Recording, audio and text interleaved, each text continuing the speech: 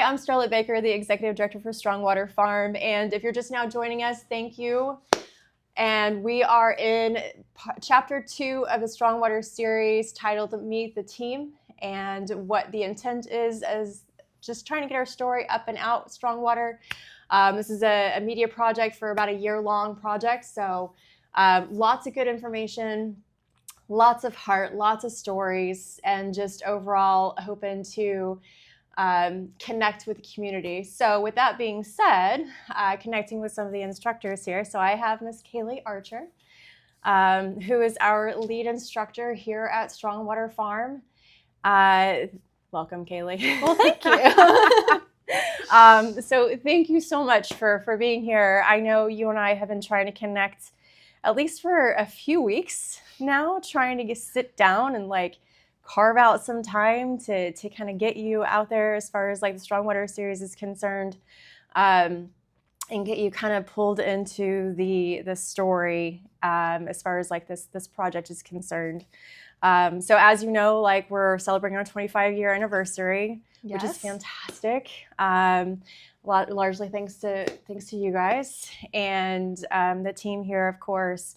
There's been a lot about Strongwater's journey, and that's kind of what I'm trying to get after, is just to highlight Strongwater's story. And with that, it's highlighting the people, right? And what makes Strongwater so unique, and the personality, the character of Strongwater, and just overall genuine connections that you guys bring each and every single day. So anyway, so Cailey, so tell us a little bit about how long you've been at Strongwater, your role here at Strongwater, and kind of a little bit about how your role has grown here at Strongwater. So let's start there. Yeah, well, definitely. I haven't been trying to avoid this interview too much. I will say that my favorite place to be when I'm at Strongwater is out in the arena or out in the barn with the horses. But so you finally pinned me down. Yes, finally. But I've been here for just over a year now. My 1-year anniversary was actually in January. Mm-hmm. So it's been a whopper of a first year with immense growth, really, truly just within the team and also within my own self here. Mm-hmm. So I came here and originally kind of looking for a year-round teaching position, because up in New England, there are not that many places with the resources that Strongwater has to be able to offer these therapeutic services. Mm-hmm. And so we have a wonderful enclosed arena that is really such a game changer. And so that was one of the things that kind of originally brought me here. Mm-hmm. And then the people and the horses and the team are really what got me to stay. And so when I came in, I had a lot of teaching experience. Right. And I had been at a therapeutic riding center before, but I had never actually worked at a PATH accredited center before. Mm-hmm. So that was a really, really wonderful opportunity to come in and learn about all of the nitty-gritty of what actually sets a premier accredited center apart. Mm-hmm. And so when I first came in, I was looking just to get lots and lots of teaching hours, lots and lots of growth, develop my own instruction skills, and just be able to provide the best services to all the clients as possible. Love that. And of course, anytime I get to meet new horses and new people is we get the best four-legged co-workers in the entire world, and not a lot of other places get to say that. Right. So I was able to come in. I, first day, had a bunch of riders, met a bunch of the horses. The first lesson, actually, that I got to teach here was with King and Twinkle in a group lesson. Aww. And anyone who knows anything about Strongwater knows that King and Twinkle are two of just, the biggest heart horses here. Yes. And I mean that in the literal and the figurative sense. Yep.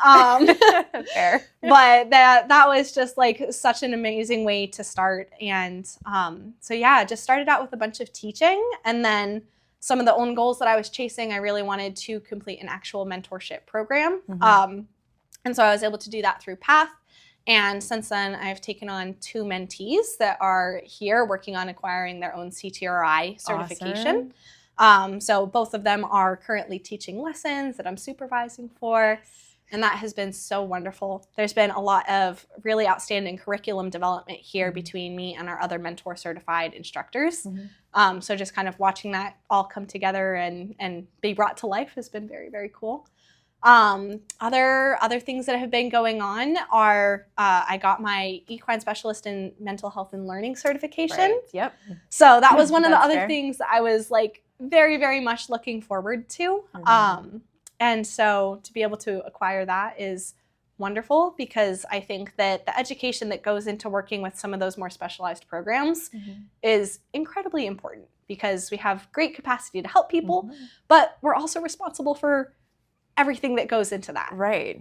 So I'm really, really grateful for the opportunity just to be here, to get that additional education, just to be able to help even more diverse people. And then you have one more other thing going on too now, right? That you just started. Yes. We are also working on, I've been working on getting towards my advanced certification through PATH, which is a big, big undertaking that's been under some really big renovations lately. Yeah. So there's been a couple of setbacks along the way, but we're well on our way now, and I'll be looking forward to that as well. Same thing. There's just great education with it. That's awesome. So I know over this past year, it seems like the team has really like grown and developed kind of in their own way.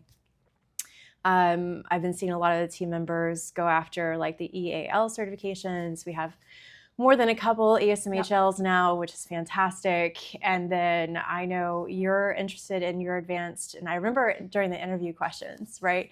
You're like, are you a Premier PATH accredited? I was like, yes, we are. Yes, we are. And then I found out later on why that was important, because you have to log a lot of your hours at a PATH accredited, like Premier PATH accredited center, right? Yeah. So I understood, it finally clicked later on, right, why you asked that question during the interview process when I first contacted you on the phone. And then we have other team members here, and I think that you kind of taken the lead, right, with trying to advance some of your certifications, and other people are like, okay, yeah, I've got somebody to do this with me, right? Yeah. And then kind of you've definitely helped us in a lot of different ways, being that lead instructor. Very much so. Right. And so it's been awesome. I will have to say that like last summer, whenever I was here and I was kind of in my office, the summer clinics that we had going on with some of the youth programs that we have, to see you just come to life. Right? You've helped out in so many big ways, and it's just been incredible. And I know myself and so many other people appreciate you, and I've heard the families talk about so positively of you. That's awesome. And then taking care of their kids, right? There was somewhere else I was going with that, but I can't remember for the life of me. Yeah, no, just you've really done a lot to kind of highlight what therapeutic services, what equestrian therapeutic services can do. And that's just been incredible to watch. So I have to ask, like, why equestrian therapy? Like, what got you into this? Yeah, that's the big why question for everyone. Right. And because the equestrian industry is just so large and so vast, and there's so many places that you can do with it.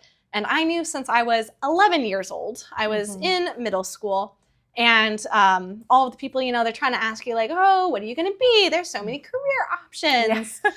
Take this survey, do this, do that. And I was like, well, I'm going to grow up and I am going to be a therapeutic horseback riding instructor. And they were like, that's awesome. What is it? What is that? And so I was like, well, and so, but really led me to know that was what I wanted to do from the ripe old age of 11. Was that my mom is actually an early childhood special educator. So she actually just retired after a 39-year career as an educator in Colorado. So happy for my mom. Amazing. Congrats. But she worked on an interdisciplinary early education team. So she specialized in individuals that were 3 years or younger, and she met them wherever they were and wherever that was accessible to them. So people with special needs, she might be going into their home, she might be going into daycare centers, things like that.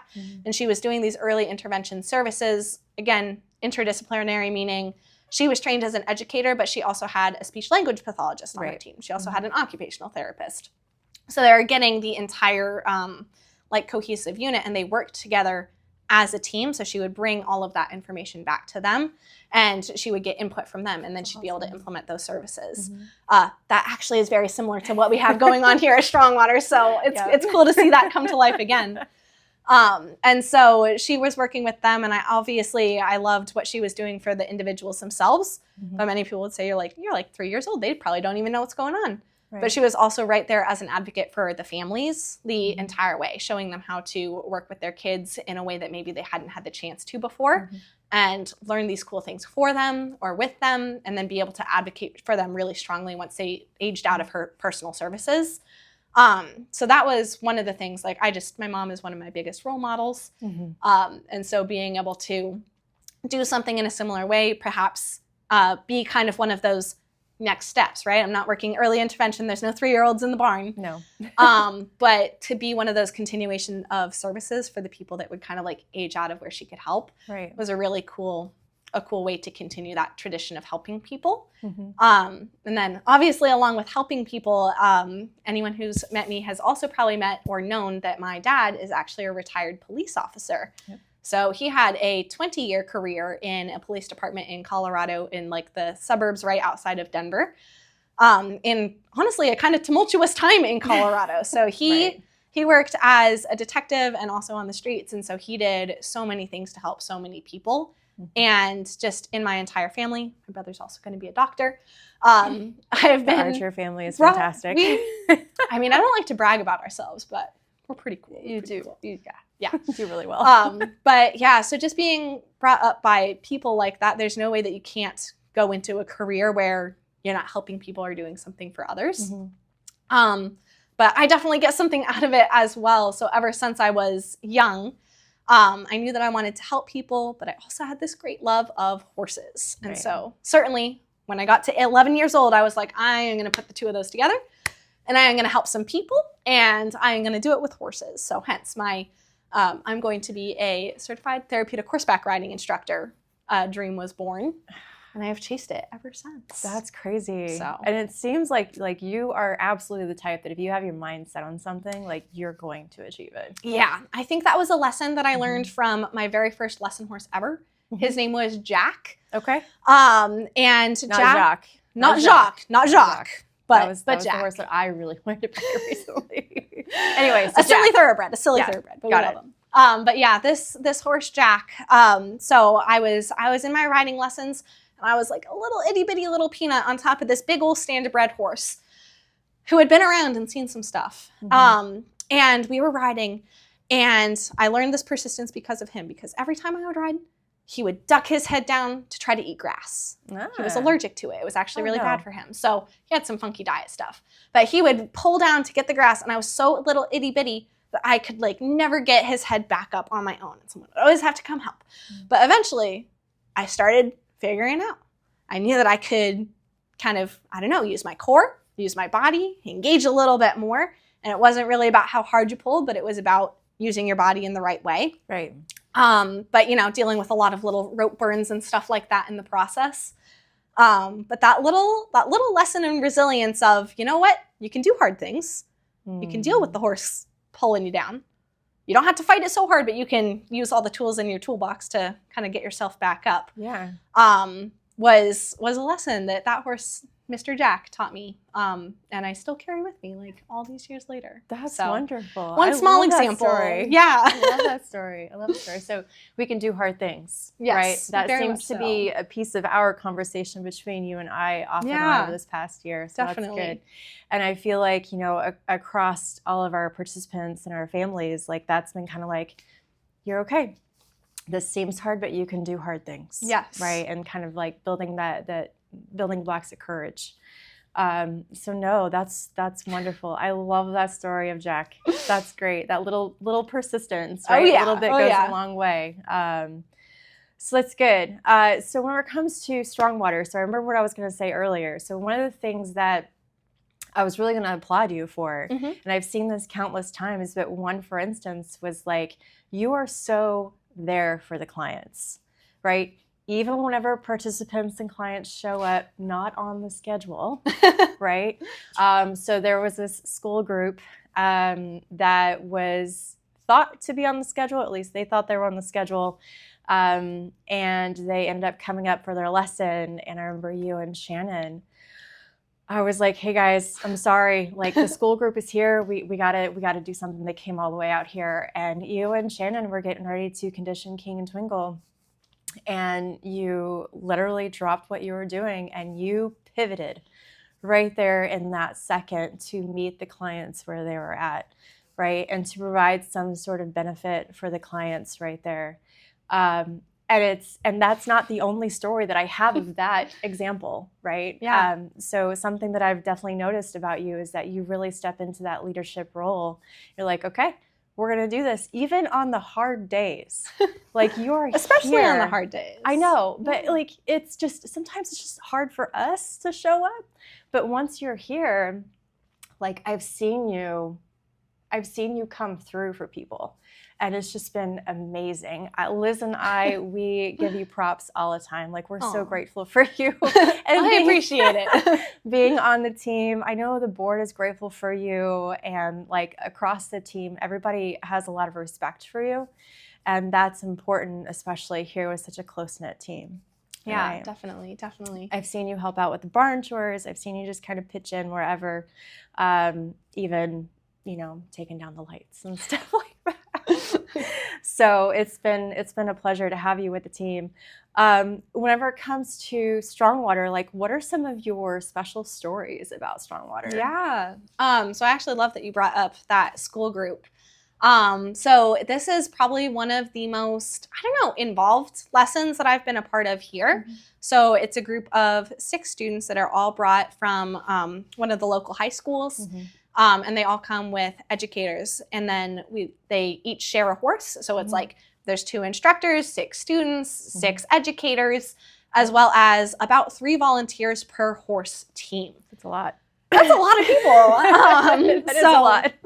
And within that, each one of these students, there are a lot of individual supports that they need. Mm-hmm. So one of the students that has really challenged me to kind of explore my own style the most is a student that comes in really, really stereotypically not super engaged, feeling really, really tired, not really wanting to participate, really struggling to show any signs of being motivated by anything. Mm-hmm. So as an instructor, it's kind of like, well, how do we get in there?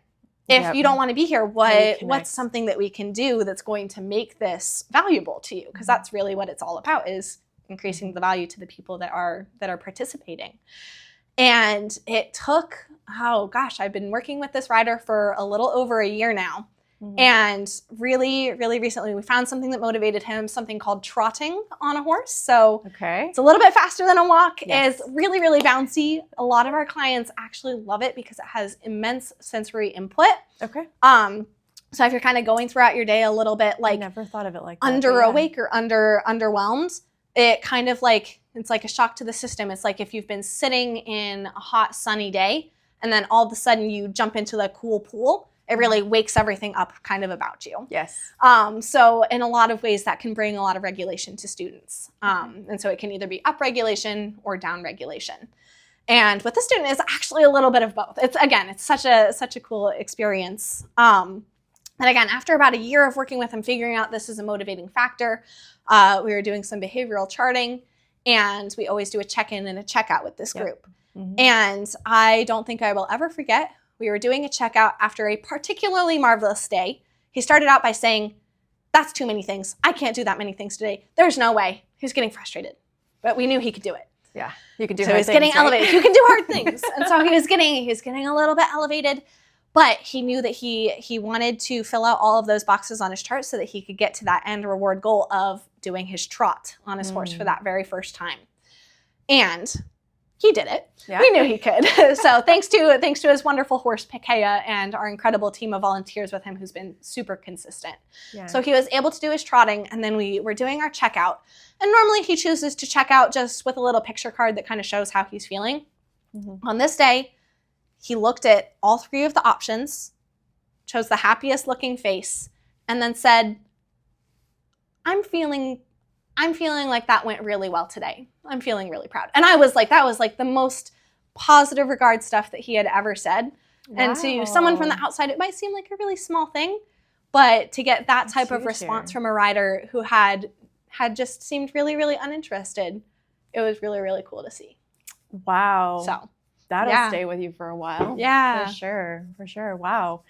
And I imagine you have very similar stories to that across all the different participants that you have. Very, very much so. That's very so much awesome. So. Yeah. That's so awesome. So you mentioned Cailey, right? So as far as like some of your favorite horses here, equine partners, what do you have like a special story about an equine partner or like a special horse? I thought you were gonna ask the evil question that was, what is your favorite horse? I mean, I'm trying to get to that without being direct. Goodness gracious, Starlet. No, everyone knows it's impossible to have a favorite horse. They're all my favorite horse. Yeah. Okay, so special memories of some horses. I will say I feel very, very connected to Enzo, and you will hear he's a very, very popular horse among many people. Yeah. Because he's so wonderful, because they all are. But he was actually the first horse that I ever got to ride here at Strongwater. Right. I remember that. So I did get to ride him in kind of the second part of my interview. Yeah. And he is a horse with such an incredible background. And so he is incredibly athletic, incredibly talented, but he is also a really, really good teacher, especially just with working on the ground. So I have a great appreciation for him just for, helping me be here and be a part of Strongwater. Right. And then also, again, I have some awesome stories about him and another client. And then, I would say other horses that I really enjoy working with are just any of our horses that come from like a non-traditional background, I would say. We're really, really lucky that we have a lot of horses that I would consider to be rescues. Right. So they came from other types of work that were really, really hard, or maybe they were going out to auction. And so the fact that this can be like a second chance, not only for our clients, but for our horses, I see a lot of power in just kind of the mirroring of that, and the clients see it too. So it's fun that we can see someone who might feel like, I can't do this, or I don't know, maybe I'm not good enough for this. I don't know, maybe I shouldn't be here. And then we're like, wow, but look, like we have amazing horses too that come from maybe some really, really humble foundations or humble beginnings, and look at everything that they've had the opportunity to become. So I see a lot of growth of clients with our horses. An excellent example would actually be with one of our advanced veterans groups, and I see many of them actually pictured up right behind us. We had a new horse. That was not planned, by the way. It was not planned, but I was like, we're going to capitalize. We do that. We do a lot here. Right. But we have, in this advanced veterans group, they've been at Strongwater for coming on like maybe two and a quarter years now. It's been a long time coming that they've been here. And after about a complete year of being involved in the services and the programs was when one of our horses, Cream Cheese, first arrived. So Starlet knows all about Cream Cheese. And he was one of these horses that maybe came from a little bit more of a tricky or difficult background. And he came in. He was on a weight gain journey, he was on a strength building journey, and he was on a trust building journey. And he had to gain like 1,300 pounds? Something crazy like that. Something like that. He was skin and bones and now. Anyway. 300 at least. 300. Yeah. Get him up there in the figures, though. Right, not C-ribs anymore. Yes, not C-ribs anymore. Yeah. And so we had these veterans who they started out with all of our programs like we do, with just learning the basics of horse safety and horse senses, as simple as introducing yourself with a horse high five like that. And so from there, though, they had all the way progressed into some independent leading. So walking alongside the horse with no additional support from our volunteers or staff.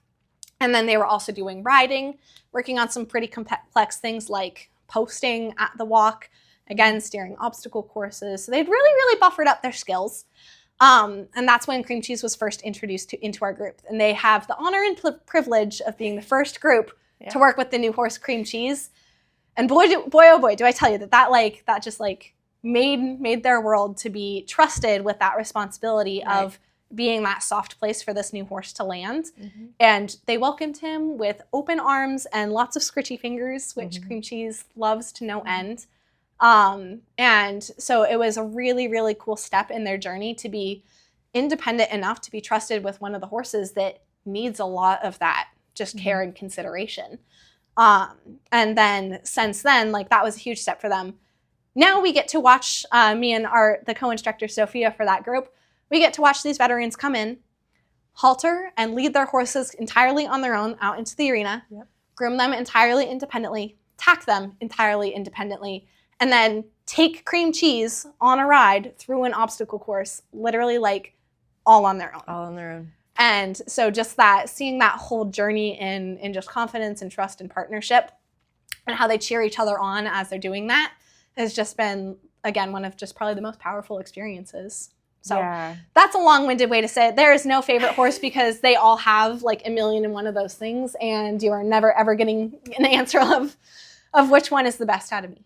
No, it's all of them. No, it's not about the best. You're right, because they all have their own skill sets that they provide, and then some of our equine partners, they work really, really well with some of our more challenging lessons, right? Very much so. Not all horses are entirely great with the Hoyer lift, but they're amazing at liberty work. Yes. Right. Yeah. So I know Harley's pretty incredible with liberty work, but so everybody, like even our equine partners, our instructors, like Jane was saying the other day, it's about the puzzle, like piecing everything together, not just like trying to figure out the participants' needs, but it's also about figuring out the horse's needs and what works best for our equine partners, and then the instructor's talents, and then bringing that all to fruition to where it can work. Very much so. Yeah. And creating that environment that will really bring a positive and experience, I guess, kind of all around. But I love that story. I love how you described the advanced group, because that's really spot on with why we designed that group the way that we have the Very beginners group, we have the advanced group. And then I remember the conversation about Cream and like it pulling him into that lesson specifically, and the veterans feeling honored. Like I remember that. Yeah. That was almost a year ago. Yeah. And then back to your introduction to Enzo, right? I remember talking to Melissa because she had selected Enzo for you for your riding demonstration for your hiring process. And I was like, that was a good pick. She was like, yep, Enzo's just enough of a challenge to where he's going to let you know, or he's going to be simple enough to go with you as long as you know what you're doing. Right? And you definitely like knocked it out of the park, obviously, because I mean, you're here. But yeah, you're talented at so many different things, Cailey, and you've just been a blessing, really, just all around. I guess on that note, like, is there anything that you'd like to say for the audience, like that you'd like to share? Yeah. I don't know. I feel very, very, very grateful to be here, because part of my equestrian journey has, like, it started in Colorado. That's where I'm originally from. Brought me out here for college, and I stayed, and I've also worked in Tennessee, up in Maine, and I've been a lot of different places, and I'm very, very lucky that all of the places have had wonderful, wonderful people with their heart in the right places. But I feel like Strongwater is such like a happy barn to call home, because again, the people are amazing, the horses are amazing, and people really put their actions where their mouth is and where their heart is, and you can see that every single day when you come in. And I think we are very, very lucky to be at the helmed by our Miss Starlet here. And yeah, just so much gratitude, because the attention to detail and care that all of the horses receive is top notch. Our barn manager has outstanding pony club certifications and such a robust knowledge of the care for the horses. So we're incredibly lucky for that. Our program director is stellar in all of her problem solving ability to be able to serve these clients in the ways that they all need.